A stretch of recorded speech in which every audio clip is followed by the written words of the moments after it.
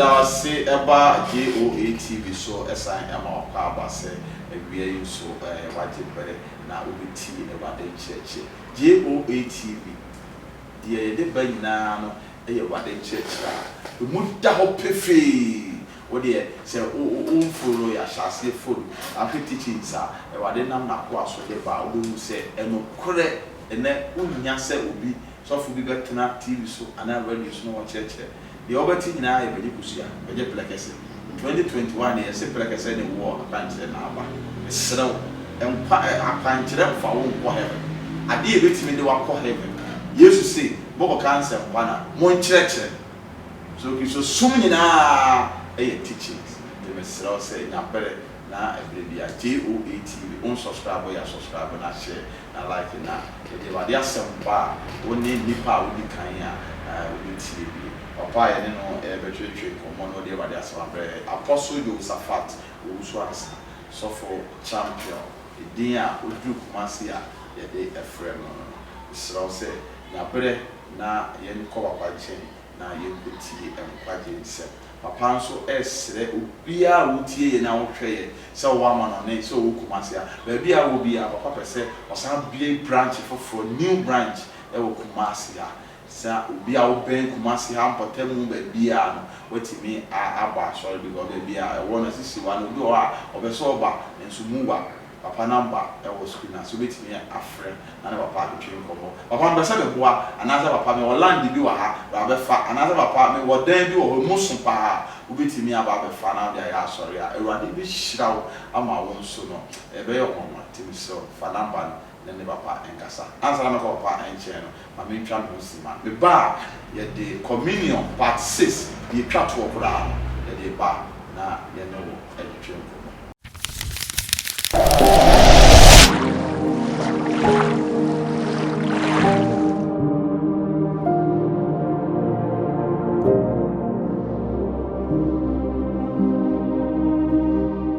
Mesai Emma Papa say, what you bring a one for the piano, Usua, JOA TV. Now, teaching, sir, the Buddha of communion, and then they pay part 6. Say, the communion is in some so be by and so. In your more money, in your more so tree, in your more how and now, a part 6, they brought Papa Eufia, Yamana Papa, Apostle Papa. Yes, so. Now, I didn't shout to pass teaching Saifa communion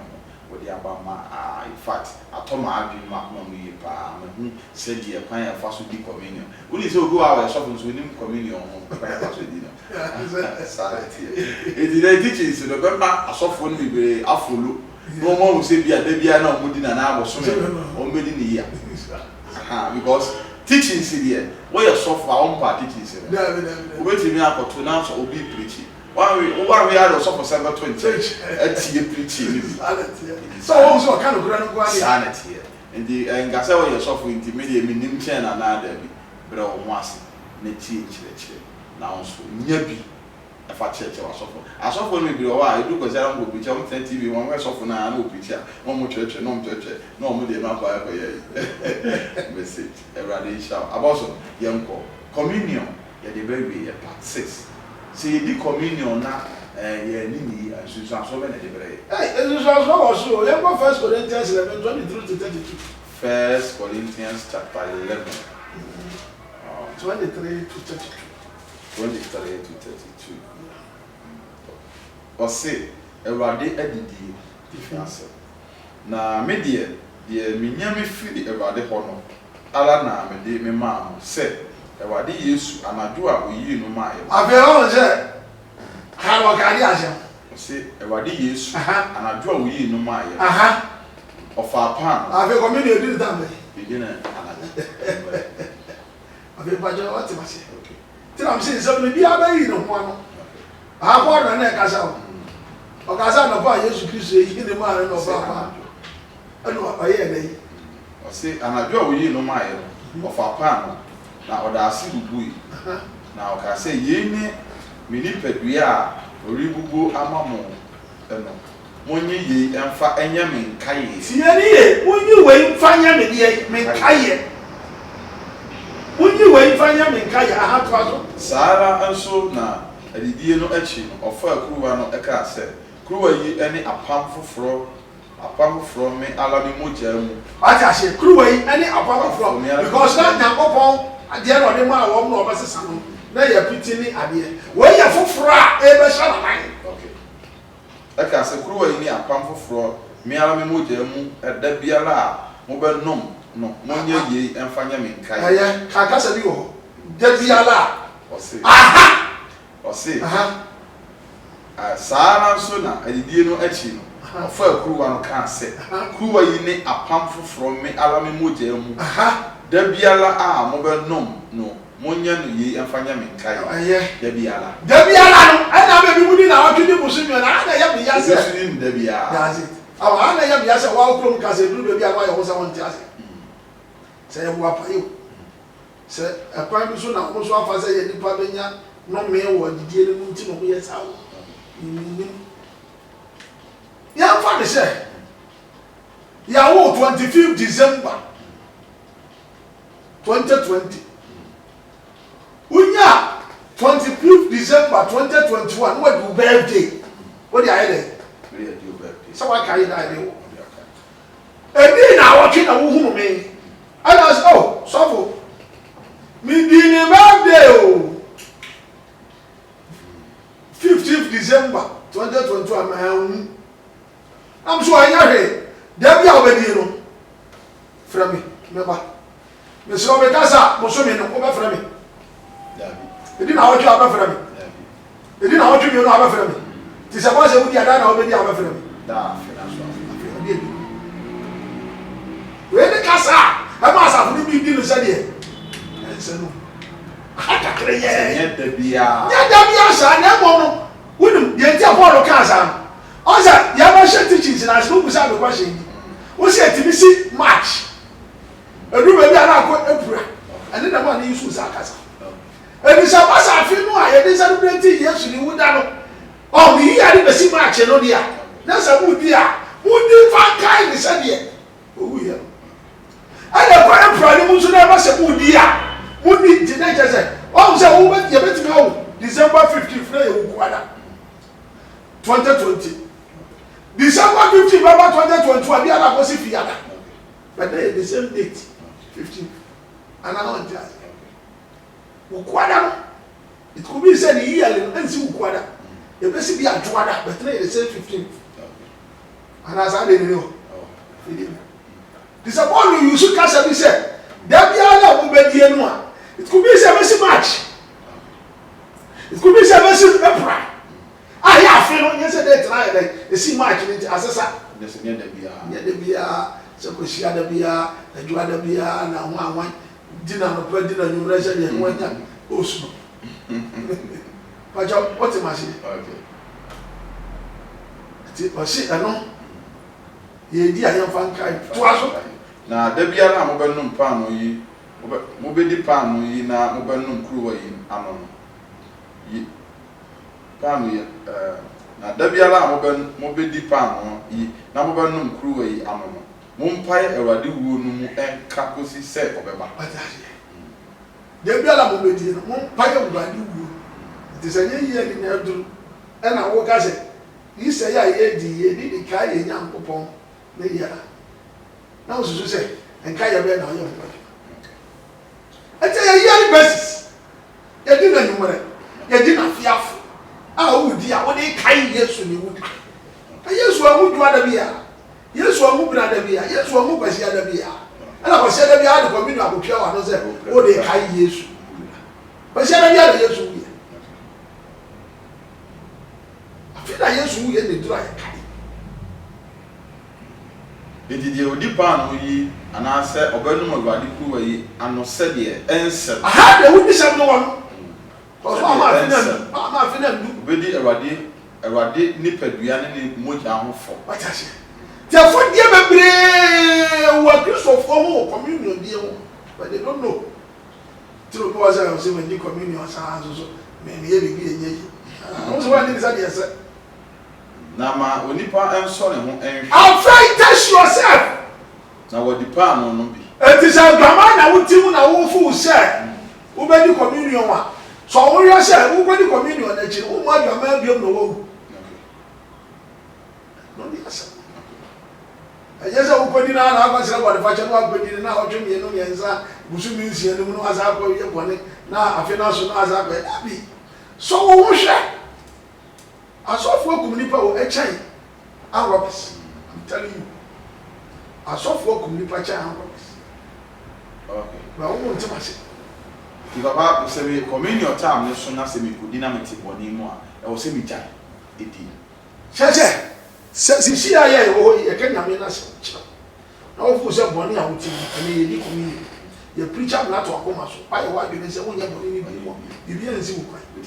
Eti. Pa jo ti pa. Ubeti ni. Na mo no wo di na kwatira mu di a ane ko boni ja ele kwa na nyame hwe ofi wo ko ba ya oni Ni ko me no sa nya kwa. ni da ado sa o kin kan sa wo busa akwashi sa wo di na wani ni ya no me ba na ele na me yi ba kwa cha wo di ni kura na wani ni sa di esa no a ya wan ya no wani ni yele no ko di na wotwe wo di ni busumi no wa di fo ni pe bi ti na Kristo fo ha ma mi ka sam tro no kura na yan kan so dia ka se na ti communion ro from pa ko hypertension pressure diabetes wine ni stroke ni ade no Se communion na de ba. Bebre ala ba ko so be kan Na ma onipa enso ne ho hwe na wodi pa no no bi na wano kruwa no ano bi na de odina onom se de ensem odi nom de atemu ba odi no me ensem odi no odi na de odina onom se de ensem odi nom de atemu ba ono ala ne so aso if you say wa muni padua no yie wa se nipadua na ahwe se nipadua ho fa ma dwama bi wa se ho so fa mo bro no ho nya ka ho ni aku opem ufiti wa na ko ye asi fi se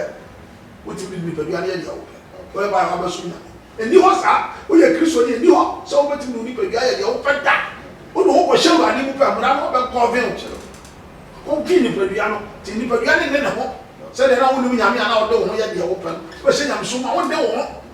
eti obi aba yam so ba so ade ne ho a so fa o kan kwa ji asem bia de ho ka wase o so ba so kwa so no kan o ba so ti kwa so le o so kwa so le no ko ne mesh to kwa ya ne mesh nya ya wow ana so fa kala bule fo so be defend na dia o ba o so dress na ko ha ji life o bia be wuro nyam so ba bia kasa no so ese enya na wo ba gum enya se ye ne ye kan ye pe a so ye so fa you should know Yenti na wana wayem mere na wayare yalpi wo mu afi o ja bibiri nso awu o ka aya o do pa ya ayi wo de say krom Ghana ha aya do fo wo o ma ya 1000 na Kristo fo mu ya 900 sabe wo aka si bibiri nso awu na go to so wo busa so ko aso ni we what a shop wo busa so ko aso ni we ka se dia ita ana won ti the communion we did papa so who ni padua kra eja tene ya de ntimi ntira se wo mu ya de ntimi ntira the Kristo ni bi o se be ko asore ya tu baduru aka me bia de o se be kam se na wo nyira yie se na kenya musu ni future kenya musu ni future ma sa nya musu de o nya mu na nya mu ntira kira na follow a do o sa dia ya ni se o ti wi aso ni ko ndo so ana aka na wo bere sa na mu ntiri Dawida jeji ala wase basa ti baba communion ye dini ye ni ya itimi wu anu na o ye na kan you sa si su bi yenti na wona waye mbre na wayare yale pi ewo mu afi wate na bibiri nso awu afi wate ehu bre ani so go out ya so de ni se ni pa se o wu no ni na communion kumfa someone ni say yes ta no bi ti won o si nya ko e na ya nkasa ya ba na the great job nya me ni tu mi mo de ye do pe wonim say e ye nwan na wakoto so mpa ye se wa ni ko tane no aye so mo ta so tu di diablo agro be di wa si anu e ni jira na le ehu ye trust was na yɛhwehwɛ yɛn mu eyie yɛhwehwɛ yɛn mu yie anka o mu yɛ na kyɛn afei wɔte ase tika yɛhwehwɛ yɛn mu yie ana yɛn mu sampa no nkɔdi amfa drama ne yɛsɛ bɛte mu mfie baabi asɛ ni obi da mu bi so da mfie du no mu obi wɔ hɔ wɔte asɛ dɛm afei bi ɔde communion ɔsɔ afei bi ɔbɔ dwaman obedu 100 bɛdu communion ɔyɛ holy anaa wɔte ase ebi wɔ madam for kremoni bi wɔ ntumi sere ne saa so akɔtena gyama mmesi mbɛbɔ ne ti edu kyi yata ma no abere mi sika sa mi fa kɔma ne girlfriend nso wɔ gyi mi paa wodum sa yɛ mɔne sɛ ko fɔ pa oyi a na wa sate ma ke mi sika ata se wodum deɛ wɔyɛ ɛsɛ ɔso ɔso nyame akɔyere heaven ɔte ase na sɛ obu yɛ na tɛn a Awurade ɛtwe yɛn aso na wo mu yɛ ne wiase fɔ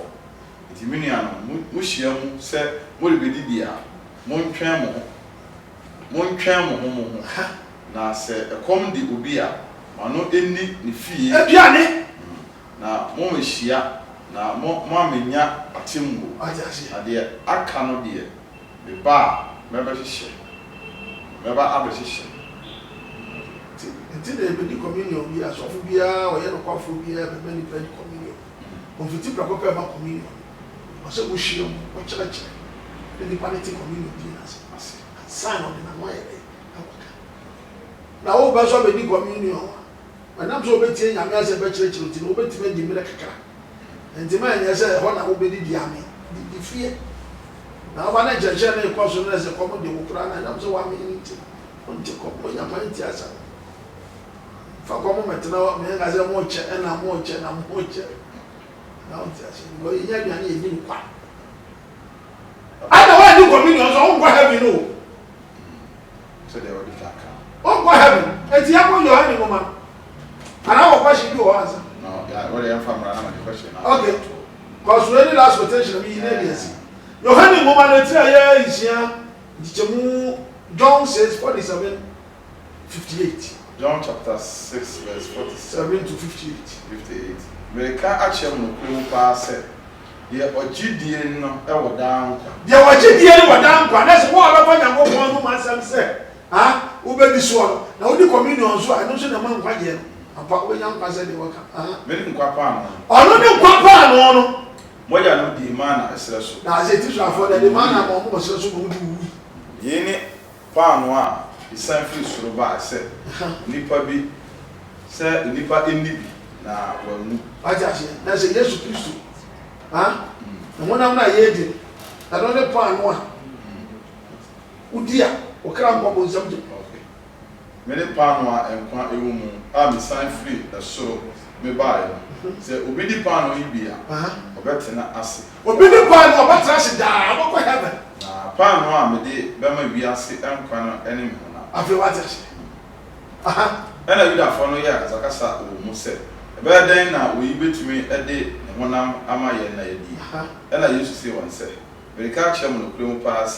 sɛ mo ani onipa ba no ɛhonam na mo anom ne mogya a mo ni nkwa so bia na wa ni communion no Yesu mogya no ne honam woni heaven kɔ nya me sum the odi means the odi me honam na ɔno me mogya no ɛwɔ daa nkwa afei wate ase na menya na no daa edi akyire afei wate ase the odi me honam na ɔno mogya ɔwɔ de daa nkwa wo ani enti what me dey gama ja akɔ no dia wudi akɔ bra bi ya obi aboso ekiso bi be wo that communion enter the kingdom of God and see sɛ na wo tie mi a na open kwaje a nkyerɛkyerɛ na ɔse yɛ nkyerɛkyerɛ mo communion die nso yɛ ɛka ti na ɛkyerɛ ɛsubɔ ka ho nkyerɛkyerɛ ka ho ɛyɛ communion sɛ de ɛkyerɛ bɔne nso a wɔyɛ a yɛ ka bom na mɛ kwaje wie nse papa ya de ye bre no aba wiye na mebe se o ma ye futu kakra e fa communion no ho tofa amahwefo no tiefo na futu a me de ma tiefo nyina se ene bebre egu nsole mu a ye modi nko emfa communion ana mo wo se sa communion kra no e mpaje adwuma ase hu heda ya bi especially one man churches Record the modi kura. Omodi communion there. Say anything I make. Modi go what to say was say. A super kura ye moso. Because omo fa kwan bi so capture me. The nipa video no miensa dan ne bia bu yama. Aso onte say dey go bo suda. Onte say dey di communion da. They are no so ni communion na so bi abenya nkwa so pa so di so bobo and so go ye. Ti say na what so for champion ka. E ya apostle dey wo se fato wo so ansa. Enya ma dwene no ma be kan. Ma ko tu ma mu nyina ma hu say the frictional ni ye chiro ni kan no. Communion e di na fiafe.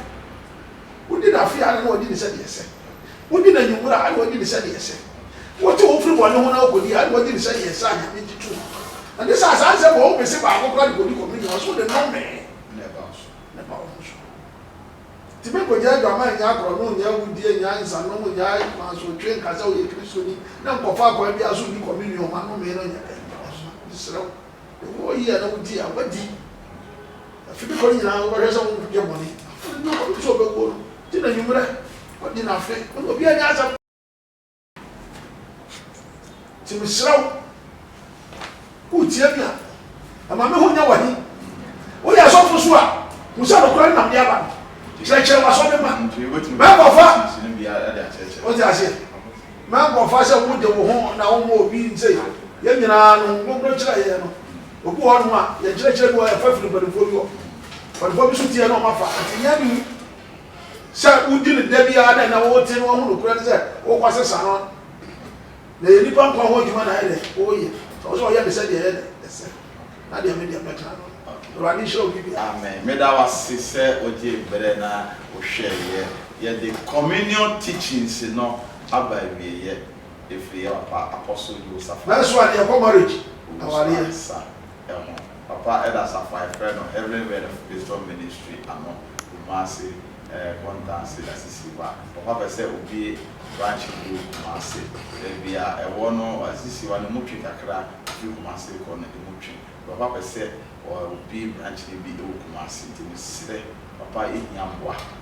wo asase bi wo omfanya hwe be bia down e betimi asate wo ba e ba de be hira se o sika mo bia papa me say bo cement say papa me say bo anwia papa me say mo sika papa e beji na papa nso ye no kwafo se wo de mana onya sofo na wo no de kosi ne dan a wo nwe nyame ma ho bi o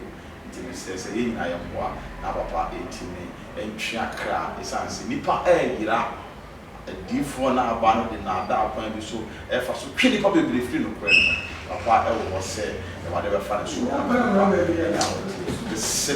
serew obi a wote me kan na wo hwe me ye mo aba e wade so obi hira ye the communion teachings no abegi ye free communion a de ye ko marriage aware ye won nsem aware ye won kire ana nyame ya adomo a papa sign the abre osofo do ana meji medwa mechia asofo baby almost equipment no mutie bi sofo prince sofo Anthony sofo Michael sofo solo omodo so na teacher na ampem osenya akon captain 1 mechia Adams mechia ana me ameba edem mechia pa we sign atia ma de nyina wi nyame sinchenya we do for papa evangelist Dina everybody shall be aware mene cameraman so was TTH or TH or then ana Aaron so point market kiti omina everybody shall